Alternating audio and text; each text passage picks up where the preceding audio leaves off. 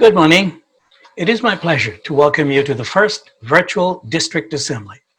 I wish we could gather in person, but what we all have been going through these past 3 months prevents us from doing so.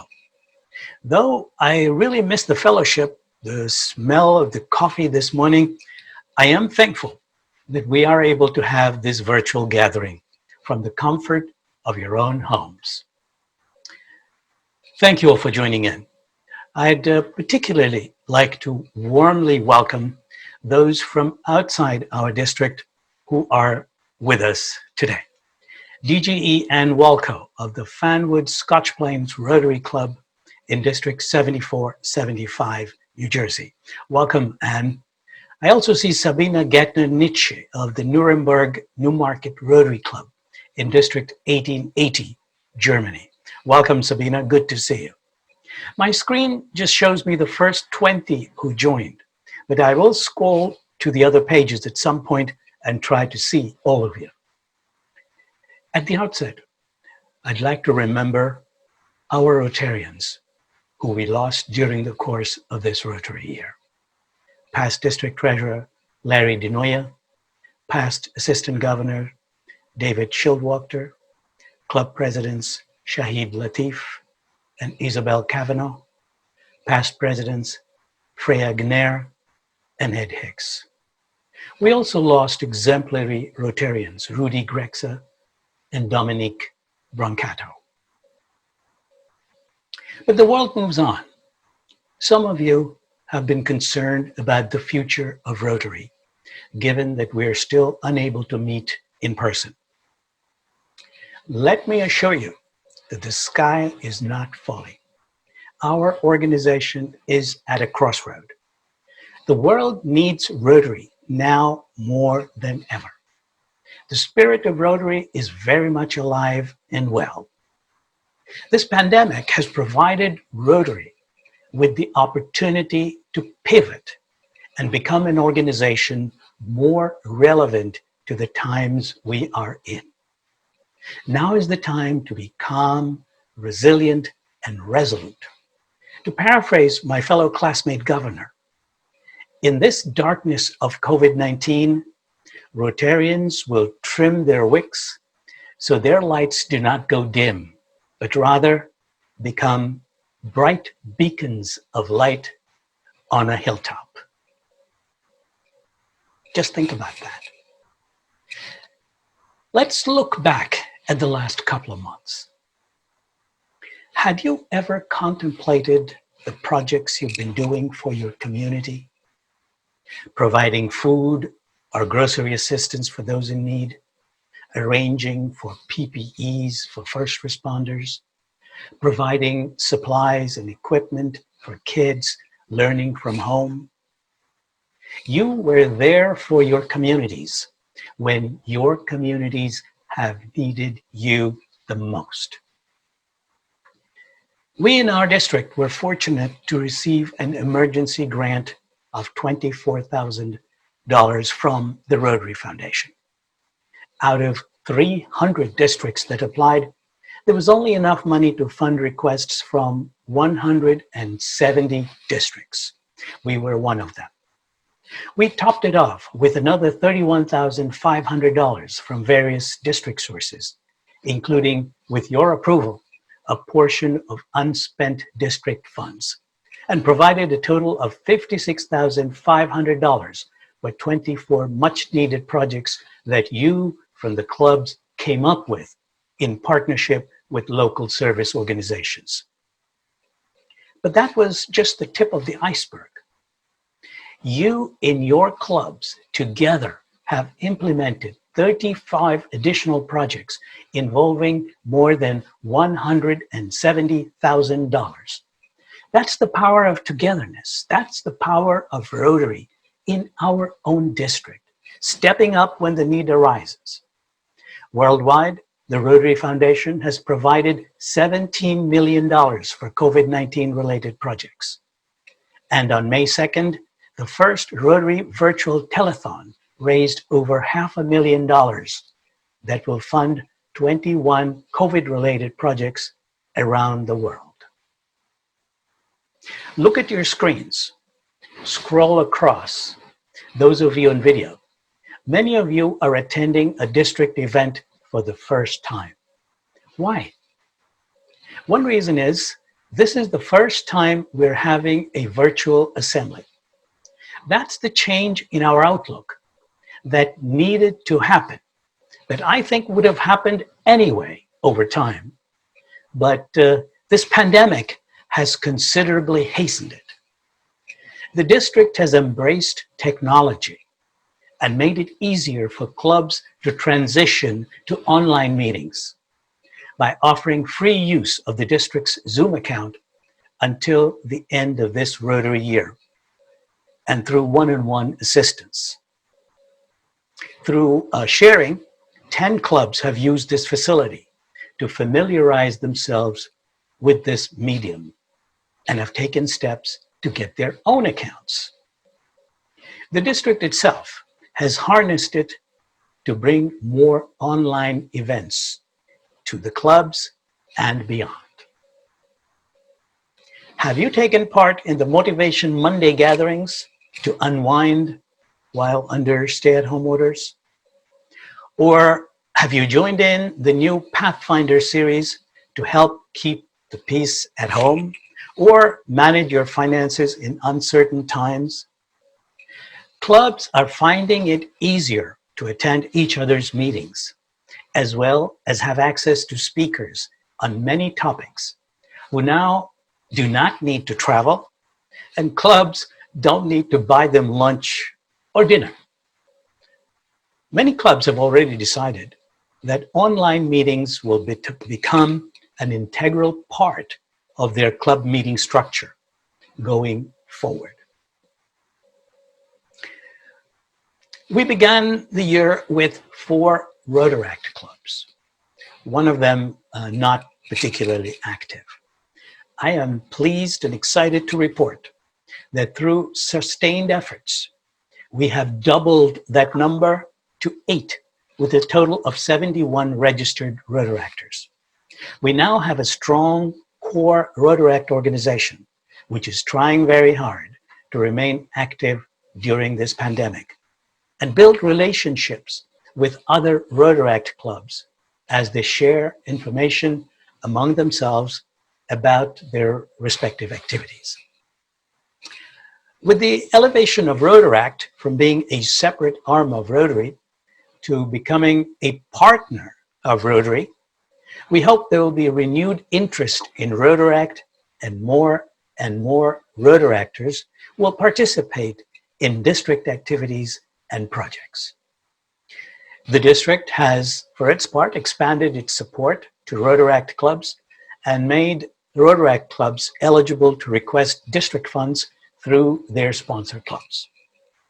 As you know, the RI board has adopted a number of changes to elevate the status of Rotaract clubs.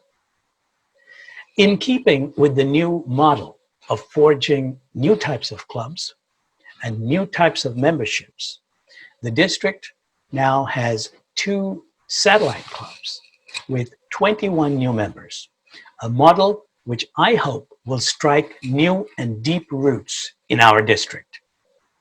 You can set up, if you wish, a new satellite club with only 8 members. Membership, we began with 1120 members on the 1st of July 2019.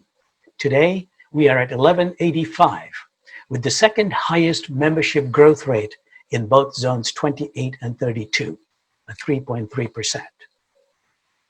We have streamlined the district grant application process, which will be further streamlined in the coming months.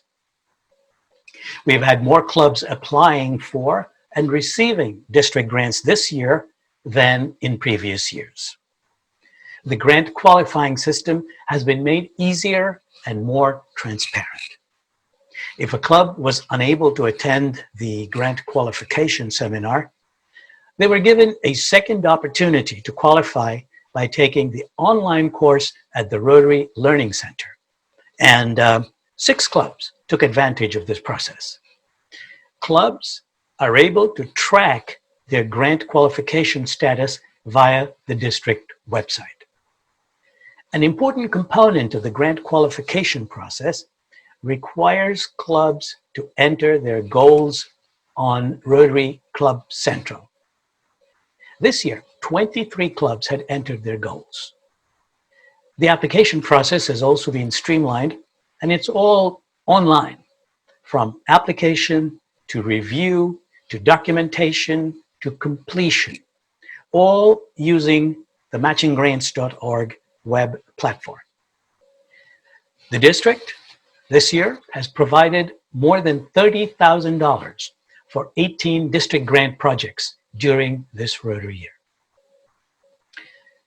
I must confess, though, that our district's performance in terms of giving to our Rotary Foundation has somewhat lagged behind compared to previous years. Not to name and shame, because giving comes from the heart and is dependent on quite a few factors. 11 of our clubs have not been able to make any donation to the Rotary Foundation this year. The average per capita contribution from our district to the Rotary Foundation this year is $94, and our total district giving is $221,853, which is the lowest in the last 5 years. The good news, though, is we have one club which has a per capita donation of $514. We have 60 new Paul Harris Fellows this year compared to 113 last year. This means our pool for district grants and global grants will also be the lowest 3 years from now. We still have 31 more days to change that. Yes, 31. It's you who will decide whether this will happen. As a district, we have developed a new leadership culture where myself, as the district governor, has met with and consulted regularly with the next 3 incoming governors, thus ensuring a shared vision and a level of continuity that was previously in a bit of a short supply in our district. We have also stepped up our assistance to clubs in terms of technology, in terms of public image, and the membership leads. Our district membership chair, who is now our DGND, has spearheaded a long-term campaign to learn more about the different challenges faced by the clubs and to assist the clubs in devising specific plans for membership growth and retention. RI-provided membership leads are now handled on a daily basis and passed on to clubs, resulting in a number of new members. In terms of public image, 14 clubs now have their new Facebook pages, with other clubs' pages now presenting a more unified Rotary branding. We've made efforts to provide one-on-one assistance in keeping these pages going. The district has encouraged and assisted clubs in keeping their membership rosters as updated as possible. We have made available online training on Club Runner, which is the district standard, so clubs can learn about the features of the platform, from membership to document retention to billing, calendaring, event management, and of course, integrated websites.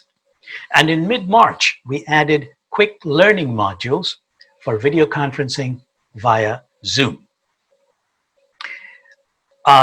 In terms of club performance, our clubs have had significantly improved performance this year.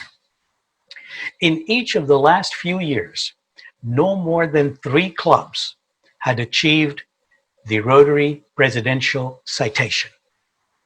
I am pleased and I'm gratified to report that as of today, 6 clubs are qualified for this distinctive honor. This can, of course, change between now and 30 June. That is the cutoff date. There are as many as 6 more clubs which are very, very close, and with a little more effort are very likely to cross the threshold to achieve the citation. We in the district will be working closely with these clubs to help them achieve this honor. In conclusion, I would like to profusely thank the district team, my assistant governors, committee chairs, subcommittee chairs, and members. It's all been a team effort, and you bet a terrific team it is. I need to single out a few of these team members on whom I have relied extensively even before the year began. Our Vice Governor, Greg Arcaro, who has mentored me, guided me, encouraged me to think and act out of the box, and even at times to stay in the box. Our District Secretary, Vinnie Coakley, a seasoned Rotarian, who's been my constant sounding board. I've always appreciated his willingness to go out on a limb and tell it like it is. But perhaps the person who I have relied on the most, who has stuck with me through thick and thin, with unstinted support, uncompromising loyalty, and dogged persistence, is none other than your district First Lady and incoming Assistant Governor, Bina. But the ones who deserve the most thanks are my dynamic club presidents, officers, and club members, all of you who actually made it happen. To all of you, I owe zillion thanks for connecting us all, for being there, for making it happen, and above all, serving above self. I thank you.